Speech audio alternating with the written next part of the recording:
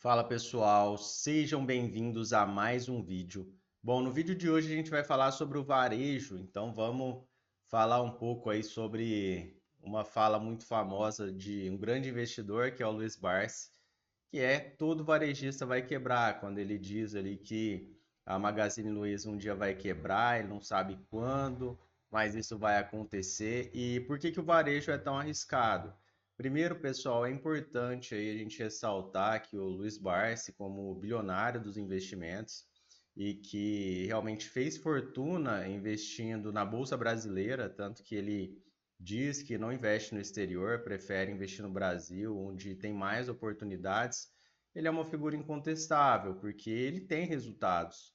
Então, ele prega o que ele fala e ele entrega resultados excepcionais, não tem como questionar.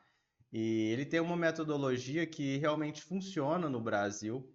E agora vamos entrar aqui um pouco nas informações do varejo, até um dos motivos de estar trazendo esse conteúdo para vocês é a questão do grupo Mateus, que teve aquela questão lá do valor de 1,1 bi que sumiu ali dos estoques da empresa. Então, é uma situação aí que a gente pensa, mas o que que aconteceu, né, para sumir 1 bilhão de reais? E aí, em resposta, logo em seguida, o mercado aí acabou desovando as ações, então muitos investidores desfizeram do papel, a empresa ainda perdeu mais 2,5 bi de valor de mercado.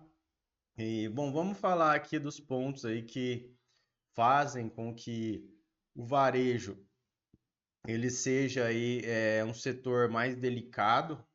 Bom, o IPCA, pessoal, ele não representa a inflação real. Essa também é uma das falas aí do Luiz Barsi.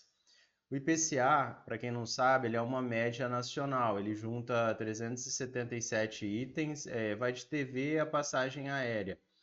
E assim, aí no meio a gente tem televisão. Você não compra uma televisão todo mês, você não compra uma passagem aérea todo mês. Tem gente que nem compra uma passagem aérea por ano, pessoas que nem viajam de avião.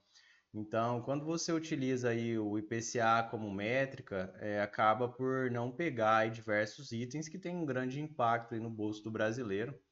E a cesta real do brasileiro ela é muito mais básica. Então, os alimentos eles pesam pouco no índice, no IPCA, mas pesam muito no bolso brasileiro. Então, o IPCA ali vai ter em torno de 20% com relação dos alimentos.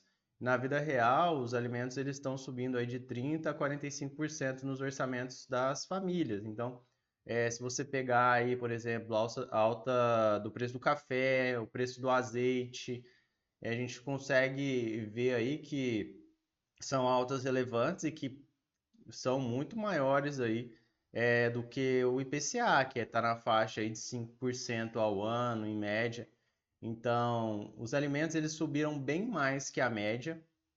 E quando a gente pega até o histórico ali do IPCA, vocês vão ver ali aquela faixa de 5%, às vezes 4%, mas não condiz com a sua realidade. Quando a gente vira de ano aí, às vezes nosso orçamento ele sobe 10, 15, 20% ou mais. E é uma situação que a gente vê no dia a dia, não precisa de dados para a gente ter essa percepção. A gente vê que tudo aumenta muito, o preço dos alimentos, o preço dos serviços, e a renda ela não sobe de acordo. Ela tem ali um certo reajuste muitas vezes, mas a renda no geral ali do brasileiro não sobe de acordo com a alta dos preços, no geral. Então, os itens que você compra todo dia, eles sobem mais. A gente tem aqui como exemplo a carne, leite, café, hortifruti, tudo isso com altas relevantes em alguns produtos especificamente.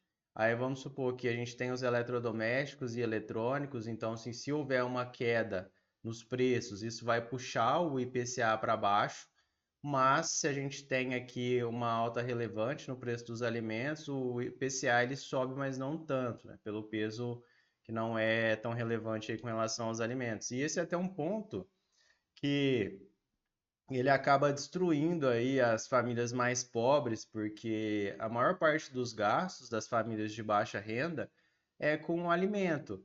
E aí a gente tem uma carga tributária relevante sobre o consumo, né?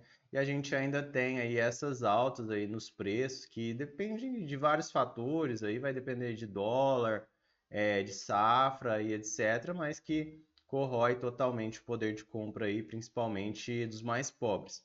E aí, pessoal, a gente tem custos reais importantes que não entram no IPCA, que eles não são contabilizados, como os juros do cartão e dívidas. A gente sabe que boa parte aí dos brasileiros, mais de 70% está endividado. Então, a gente pega aí uma Selic de 15% e a gente tem aí o pessoal bastante endividado. O custo dessa dívida para a pessoa mais pobre, principalmente, ele é altíssimo e não vai entrar aqui no cálculo do IPCA. E a gente tem também os serviços informais, que são os serviços que a gente vai necessitar aí a todo momento, praticamente. Você precisa contratar um prestador e não vai contabilizar também no IPCA. O aluguel informal, muitas vezes aí o aluguel ele vai ter reajustes de acordo com a negociação do proprietário e do inquilino, mas em média aí acaba podendo subir mais do que o IPCA, principalmente se a gente considerar o aluguel informal, que ele não é feito por imobiliária, que é feito só no boca a boca ali.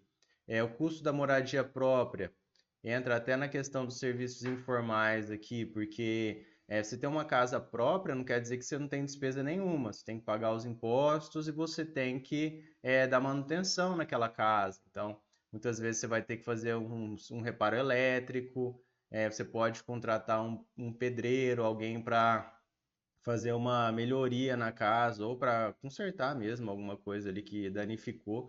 Isso também vai dinheiro e a gente sabe que o custo desse serviço também aumentou bastante.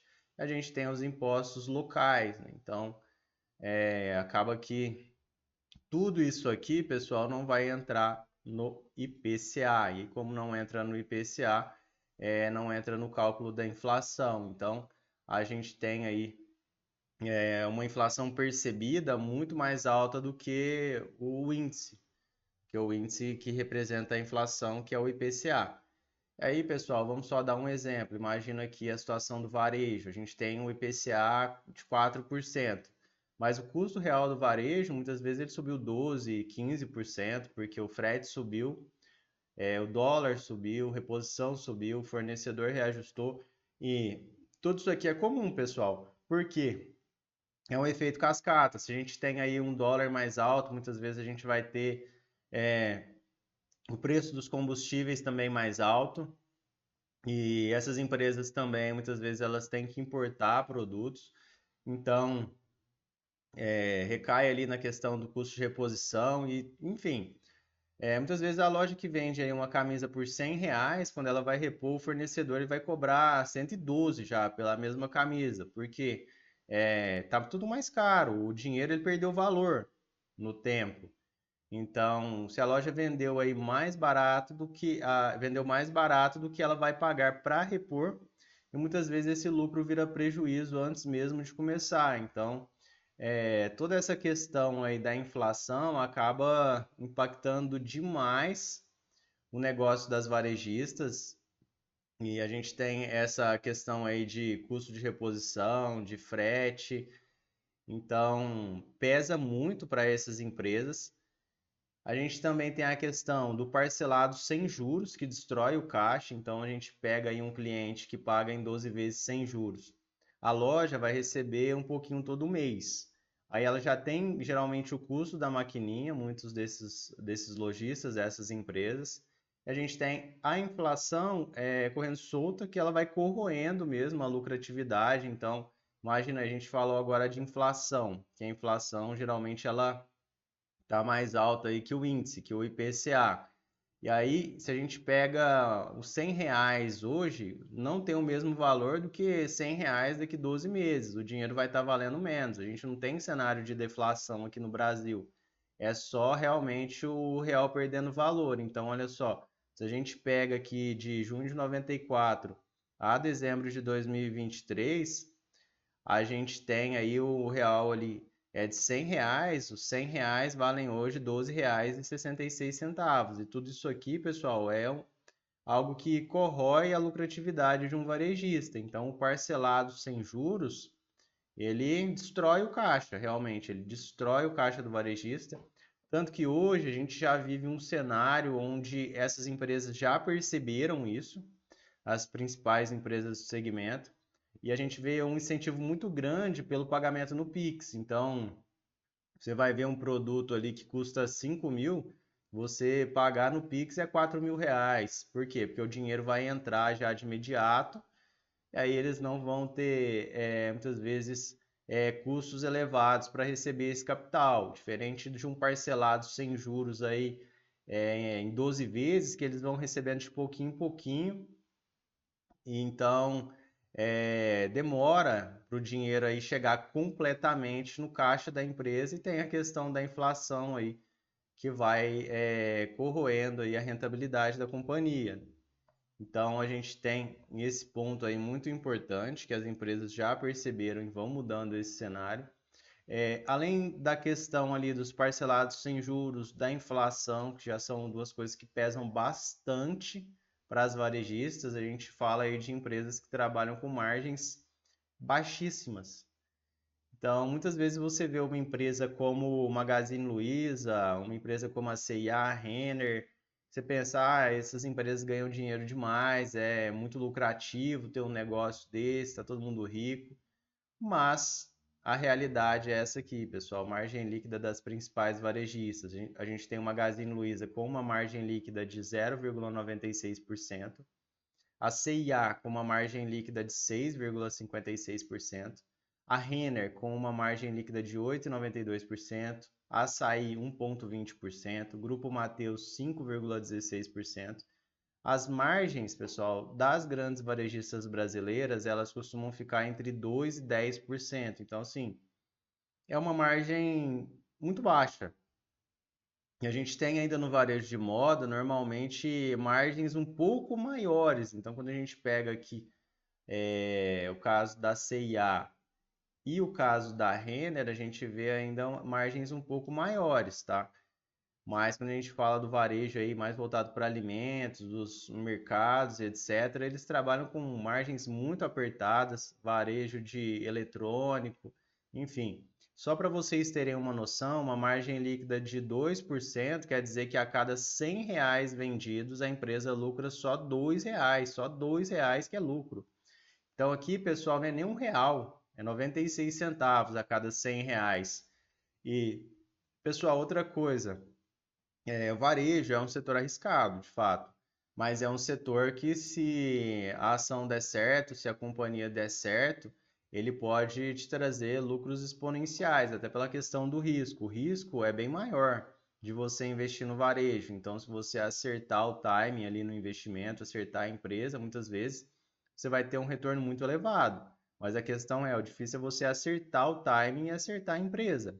Então a gente tem um exemplo aqui da C&A que é justamente para trazer isso, que é uma ação que vem entregando um retorno excepcional, excelente, mas que é exceção. Você não vai pegar uma C&A todo dia ali, uma empresa de varejo que está multiplicando seu capital por muitas e muitas vezes, até porque no Brasil é mais difícil de uma varejista competir. A gente tem já a questão que eu falei da inflação, do parcelado sem juros, querendo ou não, brasileiro para comprar, muitas vezes ele precisa desses incentivos de parcelar sem juros. E a realidade do setor é essa aqui, ó, margens muito baixas. Então aqui a gente tem uma operação muito cara, né? E uma lucratividade muito baixa. Imagina, você vender R$ 100 e só 2 ser lucro. Como que você ganha dinheiro com uma operação assim? Você tem que vender muito. Tem que vender assim de forma absurda, excepcional. Você não pode errar, entendeu? Esse que é o ponto. Então, o varejo é um setor que precisa de giro constante a todo momento. Eles precisam vender a todo momento. Então, se a gente tem estoque parado, a gente tem mais custo, a gente tem o aluguel, a gente tem a questão aqui dos funcionários, a gente tem capital travado. Um exemplo prático, se a loja ela compra R$ 200 mil em celulares, ela tem que vender rápido. Se vender rápido, perfeito, cenário ideal. Agora vamos supor que ficou 2 meses aí parados, perde valor.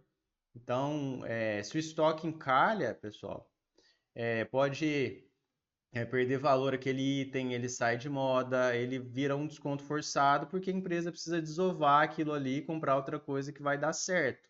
Então, no fim, acaba que ela pode comprar aí por 200 mil e vender por 180 mil e ter um prejuízo de 20 mil. Isso aqui é comum, pessoal. Por isso que muitas vezes tem promoção, tem queima de estoque, porque é item que eles compraram achando que ia vender e não teve demanda, não teve interesse das pessoas, eles têm que vender rápido e trazer outra coisa que vai dar certo. Então, tem que ter esse giro, tudo que encalha ali no estoque é praticamente prejuízo, principalmente até pela questão da inflação, tem todo um custo aí para você manter aquele estoque e o dinheiro vai só perdendo valor no tempo. E a gente tem também a questão dos parcelados sem juros, o dinheiro vai entrando aos poucos, então vende agora e não recebe de uma vez, e acaba aí que fica um cenário muito complicado para as varejistas. A gente tem a questão da dívida também, que destrói o negócio completamente. Então a gente tem as margens do varejo versus o custo da dívida. O varejo ele vai lucrar em média de 2 a 10%. Então a gente já falou disso, são margens baixas. Só que a gente tem uma dívida que custa entre 15 e 20% ao ano, se não for mais do que isso. Então se a gente pegar a Selic a 15% ao ano, vamos supor que a empresa pegou dívida a juros baixíssimos, vai ser nessa casa aqui, de 15% ao ano. Então, para cada R$ 100 de dívida, a empresa paga R$ 15 só de juros, pessoal, só de juros. Isso aqui, considerando uma dívida com juro baixíssimo, que é a Selic. Então, acaba que os juros pagos, eles são mais altos até que a própria margem das companhias, né? Então, o valor pago em juros tende a ser maior que o lucro líquido. Isso corrói a rentabilidade, espreme o caixa e destrói a saúde financeira ao longo do tempo. Então, se você, na hora que você vai ter lucratividade, né? Se a cada R$ 100 aí você tem R$ 2 de lucro, e na hora que você vai pagar a dívida, a cada R$ 100 de dívida você tem R$ 15 de juros, pessoal, isso aqui é um absurdo. Isso aqui destrói qualquer operação praticamente. Então, a gente tem um cenário muito, muito, muito delicado para as varejistas brasileiras, né? Porque com a Selic alta, isso aqui, pessoal, é você praticamente soltar uma bomba ali na empresa. Por isso que quando a Selic ela começa a baixar, a gente tem um cenário bem mais favorável. A gente consegue visualizar aí setores que ganham com a Selic mais baixa. Um dos principais é o varejo, porque a Selic alta aqui ela realmente é muito prejudicial. Aí, pessoal, a gente tem ainda um último ponto, que é um ponto aí que acaba por enterrar aí as varejistas brasileiras, que é a concorrência estrangeira com capital infinito. É lógico que capital infinito é um modo de dizer, né? Mas eles têm muito dinheiro, muito capital e realmente parece que nunca acaba. Então a gente tem a Shein, a Shopee, tem a Amazon.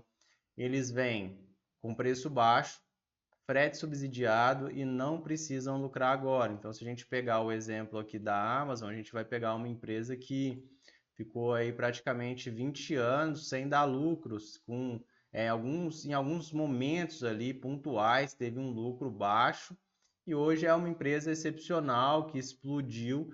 Por quê? Porque o objetivo deles sempre foi ganhar market share, expandir, expandir, trabalhar com muita inovação, ter outros produtos, tanto que a gente já tem Amazon Prime.